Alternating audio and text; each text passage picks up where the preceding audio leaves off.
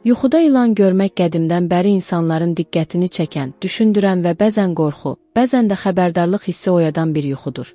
İslam təfsirlərinə və dini yozumlara görə ilan, adətən insanın həyatında gizli bir düşmənin, paxıllığın və ya fitnənin rəmzi kimi izah olunur. Qurani Kərimdə ilan obrazı bir neçə ayədə simvolik mənada keçir və bu məna çox zaman aldadıcı zahir, gizli niyyət və sınaq anlamlarını daşıyır. Peyğəmbərimizin hədislərində bildirildiyi kimi yuxular 3 qismə ayrılır. Birincisi Allahdan olan müjdəvi yuxular. İkincisi insanın öz fikirlərindən doğan yuxular. Üçüncüsü isə şeytandan gələn qorxuducu yuxulardır. İlan görmək bəzən məhz üçüncü növ yuxulara aid edilir, yəni şeytani təsir və ya xəbərdarlıq kimi yozulur. Bu halda insanın dua etməsi, istiğfar gətirməsi və Allaha sığınması tövsiyə olunur. Dini yozumlarda ilan həm də nəfsin sınağı kimi qəbul edilir. İlanın zəhəri nəfsani arzuların, qəzəbin və paxıllığın rəmzidir. Əgər insan yuxuda ilanla mübarizə aparır və onu məğlub edirsə, bu nəfsinə qalib gəlmək və doğru yolda qalmaq anlamına gəlir.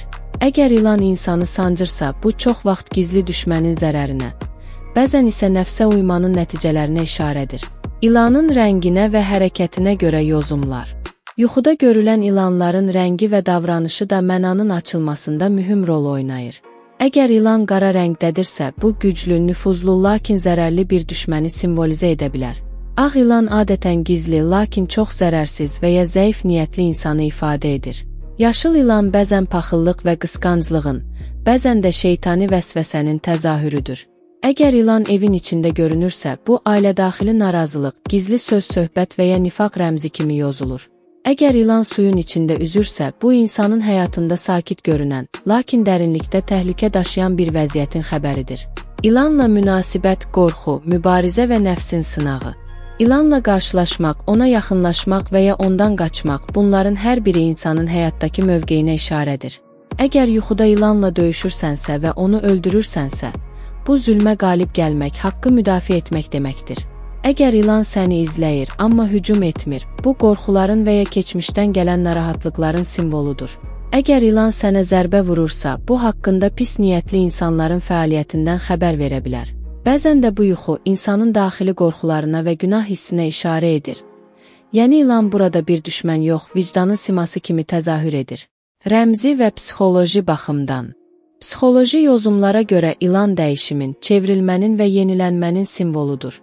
O, dərisini tökərək yenilənir və bu, insanın da özünü ruhən və mənən təzələməsinə çağırışdır. Yuxuda ilan görmək bəzən insanın həyatında keçmişdə gizli qalmış bir qorxunun yenidən üzə çıxmasıdır.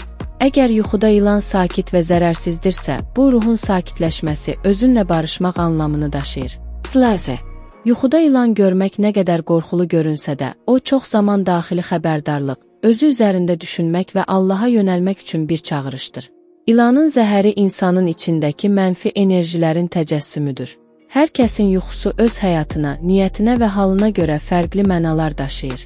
Əgər bu yuxu səni narahat edirsə, dua etmək, istiğfar gətirmək və qəlbini saflaşdırmaq ən doğru addımdır.